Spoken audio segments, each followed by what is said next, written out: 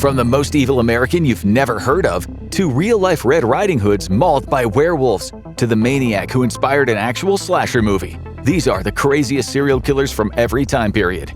1500s. The title for the worst serial killer of the Middle Ages goes to Peter Neers, a bandit who stalked the German countryside from the 1560s to the 1580s with a crew of brutally violent outlaws.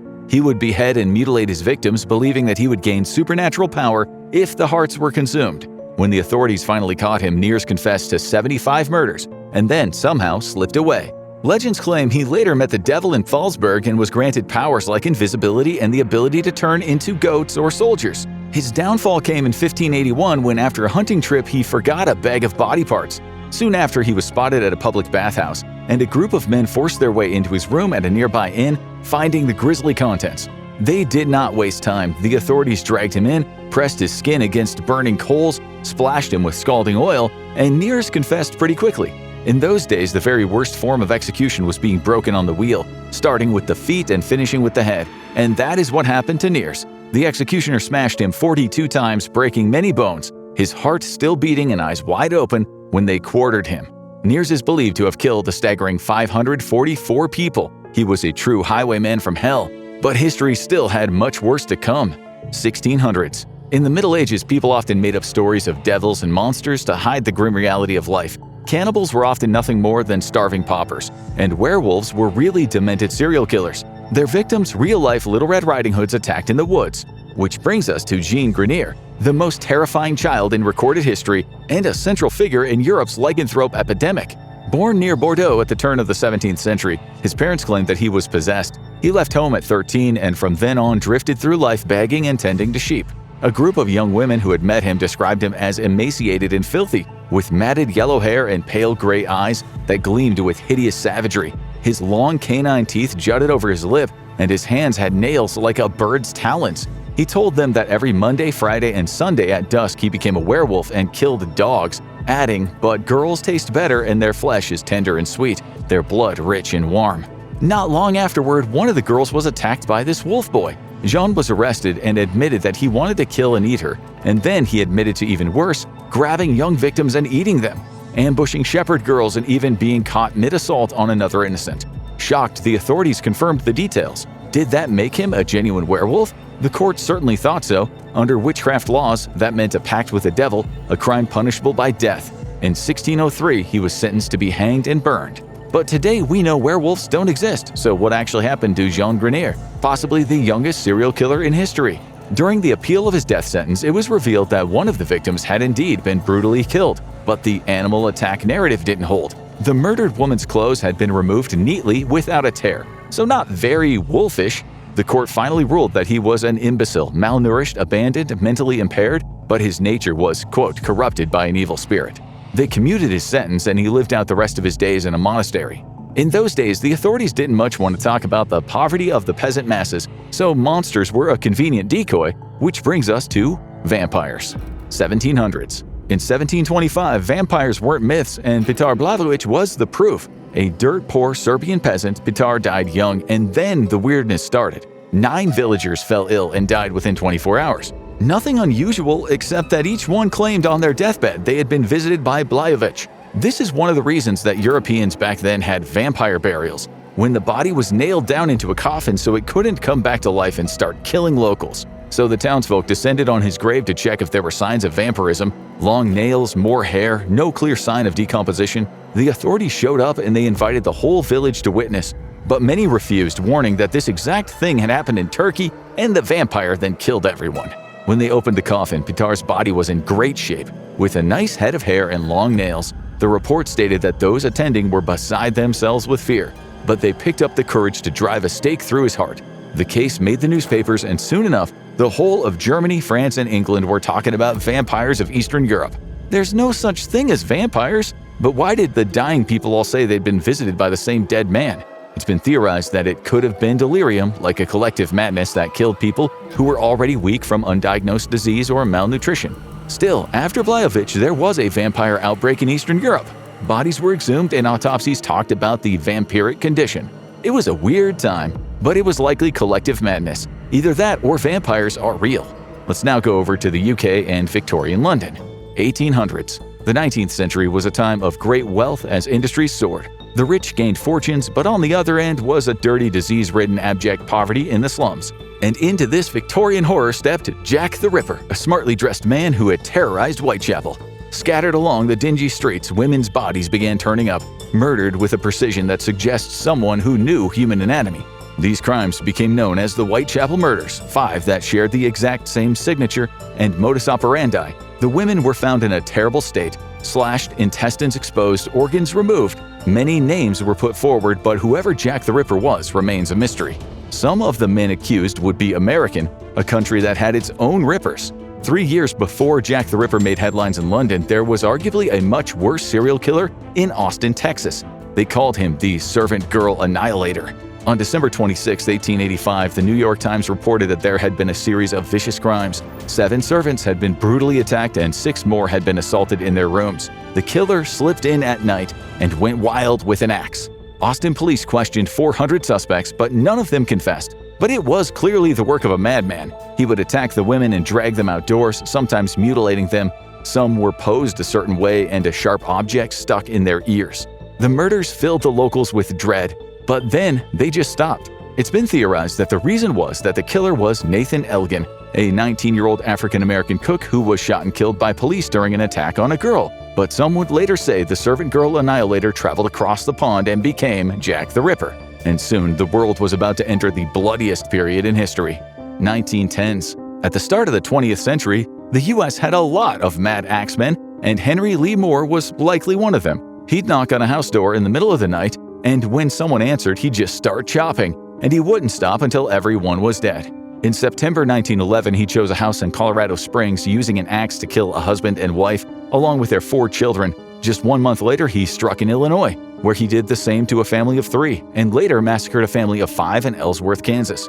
He later went to Villisca, Iowa in 1912, when his axe rampage killed 6 members of a family and 2 of their guests. Moore was the main suspect, but he was never convicted. They suspected him after he was arrested for murdering his mother and grandmother with an axe, but they couldn't charge him. Undoubtedly, the craziest serial killer in the USA in those days was from Cleveland. 1930s. Cleveland's Kingsbury Run, which had collapsed into a slum during the Great Depression, was hobo jungle. Packed with gambling holes, brothels, and drifters, it was one of the notorious Hoovervilles, an ideal hunting ground for a serial killer. The killer dismembered victims and scattered body parts across the city. One victim became a rotting slab of human flesh, her head found by a fisherman in the lake. Then came 2 men, both found headless in the street, their bodies completely drained of blood. In January, June, and July of 1936, more bodies turned up. The same signature each time, decapitation, and in the case of men, mutilation of the genitals. Then in September, a man hopping a train stumbled over the upper half of a torso. The lower half was dragged from a muddy pool nearby as a crowd of 600 watched. The nation's top investigator was assigned to the case, Elliot Ness, the man who brought down Al Capone. Soon after, as if to mock Ness, 2 dismembered bodies were left directly beneath his office window. Among the suspects was Francis Edward Sweeney, a member of an influential Cleveland family and a cousin to a congressman. A violent alcoholic with PTSD and possible brain damage from World War I, Sweeney had served as a medic amputating limbs from mangled soldiers. He later became a doctor, half mad, with 5 competency hearings and access to scalpels in a coroner's room. He was never charged, but after he committed himself to an asylum, the torso murders stopped. And while Cleveland's nightmare quietly died in an asylum cell, the rest of America was just getting started. 1940s. Marcel Petiot, a French doctor, became World War II's most deranged serial killer. Petiot had been gassed in World War I and then discharged after a mental breakdown. He was later caught stealing military blankets and morphine, which earned him a stay in a psychiatric hospital. It wasn't the first time he'd been labeled insane. As a juvenile petty criminal, he had once beat charges after a doctor declared him mentally ill. Still, somehow, he made it through medical school. For a while, his life looked stable, until he was caught stealing from his patients, performing illegal abortions, and getting high on his own morphine supply. After relocating to Paris, he returned to his old tricks just as World War II began. France was occupied, and its shadiest doctor was now operating under Nazi rule. There, he escalated his depravity. He offered members of the French resistance a secret escape to South America, claiming to have the right contacts. They arrived at his home with their worldly belongings, only to be told they'd need inoculations. He injected them with cyanide, stole everything they owned, and then disposed of the bodies. The Nazis eventually heard some rumors, and after torturing an informant, they learned the man they sought was Dr. Eugenie, Petiot's alias. When French police raided his Paris home, they found the remains of 10 people. They also found 72 suitcases and over 1,400 pounds of belongings, suggesting many more victims. Nicknamed Dr. Satan, Petiot was executed on May 25, 1946. And now we enter the post-war USA, the golden age of serial killing. 1960s and 70s. The 60s and the 70s were a time of free love, cultural revolution, and serial killers. Jerry Brudos was a friendly married father of two who installed a locked intercom-controlled garage workshop. Dominated by a tyrannical mother and abandoned by his father, he developed a fetish for high heels and masturbation. He tried a normal life. He joined the military, got married, but the fantasies never left. His wife tolerated him doing housework in heels, even photographing him, at least until their child was born. When she refused, he set up his garage for his photography. There, he hoisted his female victims on hooks and pulleys. He'd speak gently to them and then strangle them, dress their bodies in stolen outfits, and use them like mannequins. When decomposition made things messy, he removed the body parts so he'd have something smaller to keep. 4 victims are confirmed, but there may have been many more. Some escaped too. "There might be something wrong with me," he told investigators. They agreed. They had photos of him in high heels, lipstick, and a dress, posing with a body dangling from the ceiling. In prison, he stayed quiet, mostly alone with his mail-order shoe catalogs. And now maybe the most evil man you have never heard of. 1990s. In August 1990, the dorms at the University of Florida in Gainesville buzzed with activity, all except for one room. The next morning, 2 female students were found dead. One stabbed with such force that the knife went through her back and into her breast. Her body had been posed and her hair styled. She'd been cleaned and her clothes folded neatly at her side. When the police arrived, the other girl was upstairs, also posed, with stab wounds all over her body.